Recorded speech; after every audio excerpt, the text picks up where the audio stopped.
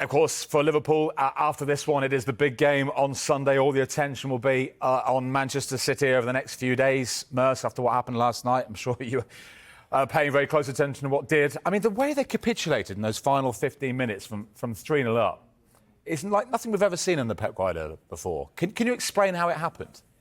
No, I can't, and I don't. You don't see that happen too often ever. Do you know what I mean? It's not like just Man City. This is anybody.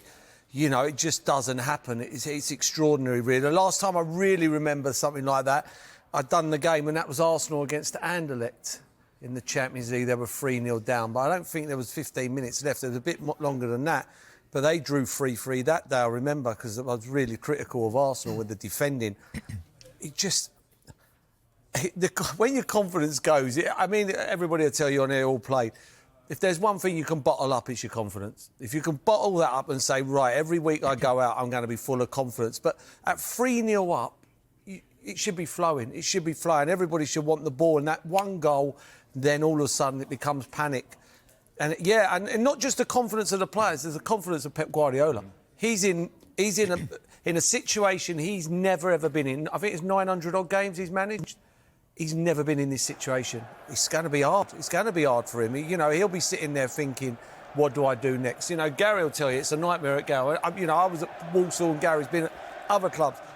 You get to a stage, some mornings you get up and you think, how are we going to win another football match? And you could see uncharacteristically, he's actually showing the pressure. And it's probably the first time, like you say, he's had to deal with this. And at the end, you know, listen, he's been absolutely incredible. What I do like about it is, he's not coming out saying, you know, a lot of managers would come out and blame a refereeing decision or blame something externally that happens in a game.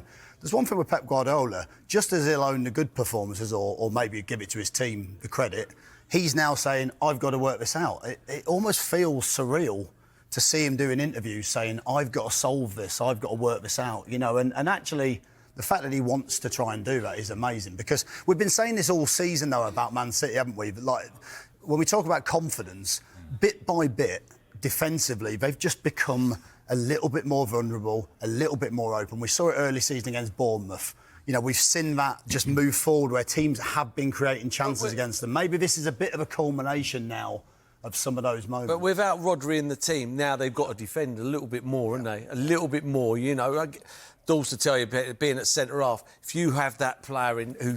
And it's all right putting someone in front of the back four and going, right, you sit in the back four, get the ball and... That one in front of the back four, like a Rodri, has to see danger, you know? And if you get in that position and you don't see danger, you're all over the place. They've always been stable, I think, Manchester City. That's, I think, something you can always say. Yeah. They look anything but... They look fragile. They look broke. There isn't cracks. They need bricks to build this back together. I honestly believe that. I was watching at home last night at 3-0 and I loved when Haaland scored the goal. They all went to celebrate together. I went, he's just scored a penalty. This is easy for Haaland. Everyone together, fighting and showing the spirit. 3-0 up, job done. One mistake from Guardiola changed everything. And that was, like Mer said about Guardiola, you could see the nerves, you could see the anxiety, you could see the pressure. And it breeds. It's from Guardiola to Edison. The mistakes and the decisions they were making blew my mind. Yeah. And I have never, ever said it. I sat on Sky Sports News yesterday morning and said, never write Manchester City off. Yeah. This is as low as I've ever seen them. Yeah. And this is a big question mark going into the game against a top Liverpool team that score goals. I mean, it's going to be interesting. They have to defend a lot better and make decisions when confidence is as low as I've ever seen. I've been a player. We've all been players. I lack confidence at times when I was playing bad. And I was saying this about a team that's won 4 consecutive Premier League teams. It blows my mind, but it just shows that human beings, it does affect what is between your two ears when you go out and cross that white line. It's affecting them. Fact, no doubt in that. And when you talk about the bricks that they need to rebuild in that wall at the back doors, Joby, you know, 17 goals conceded in 6 games. This is Manchester City, 17 in 6. Is Ruben Dias the first brick that they need back in that wall? I mean, are they conceding 17 in 6 if Ruben Dias is playing? Listen, obviously he's going to have a big part in that. I've got to be with Merce on this one, Jules, in terms of Rodri and just that, the job that he does, not just defensively. I think the goal Maddison scored the other day when it was Gundogan playing in that sort of 6th position, that would never have happened. You know, I think we're seeing more and more goals that they're conceding like that, Jules. And I think also with the ball, I think what he does so well and why they are so good defensively normally is because they keep the ball so well. And again, not having him in there to receive under pressure and be able to bounce out at times. I think there's a double issue there, certainly. But I just think the mistakes they're making, and these are still really high calibre, top international players. I mean, Edison last night was all over the place, Jules, for all 3 goals. You know, he comes herring out for the first one, second one positionally, you know, he's not in the right spot to make sure he gets a block on it. And then the third one, what he's doing, you know, and it just seems to be snowballing from game to game. And now, in terms of where they are last night, was, as I say, defensive, bad as I've seen them for a very long time. And if they can't beat Feyenoord from 3-0 up and these mistakes are happening, Merce, what chance do you give them at Anfield against the Liverpool side in the form they are?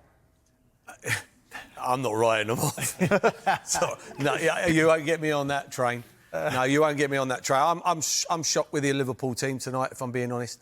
I just think this game tonight is nothing compared to the weekend. I think I could go as far as to say they'll virtually put Man City to bed if they beat Man City this week. So you're shocked with how strong Liverpool have gone tonight? Yeah, I don't see the value in this game tonight. I think if they go and beat Real Madrid, what does that mean? What does it mean? They've got 3 other games to play. It's a statement beating the holders, isn't it? Well, what for? We were talking about November. The final ain't till next May. I mean, it's next May. What statement? You know, Real Madrid won't care about this tonight. But, you know, no Vinicius Junior.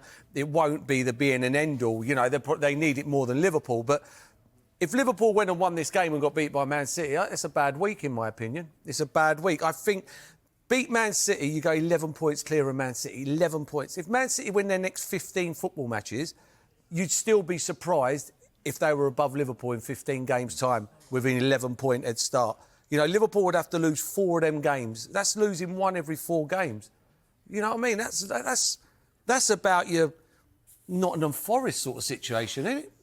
Aston Villa, not even that. I mean, I'd be surprised if Aston Villa lost 4 in 16.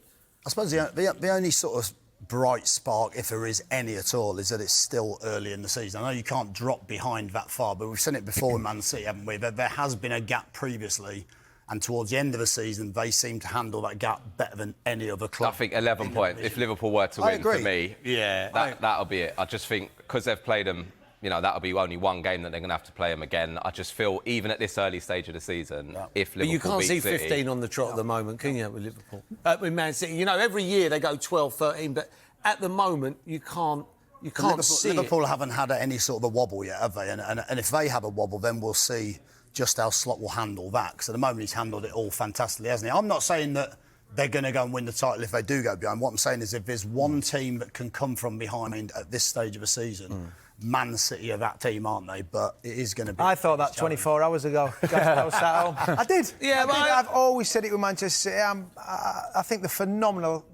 Arguably one of the best managers of all time. But that performance last night, with 15 minutes to concede 3 goals, that's more than just missing Rodri, in my opinion. And Rodri's the best holding midfielder. That was something else. That was mental. That was physical. That was lacking everything from Pep Guardiola to the players. This is different for me.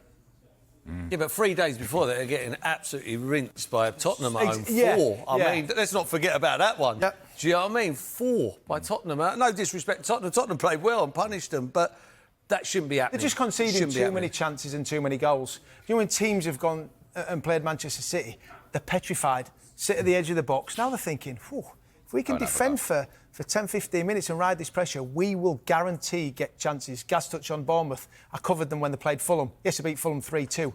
Could have been 4-3 to Fulham quite easily. Traore had 3 opportunities, so it's not just 4 or 5 games. There's been games where they were winning. Wolves have scored a last-minute goal. I think this is different.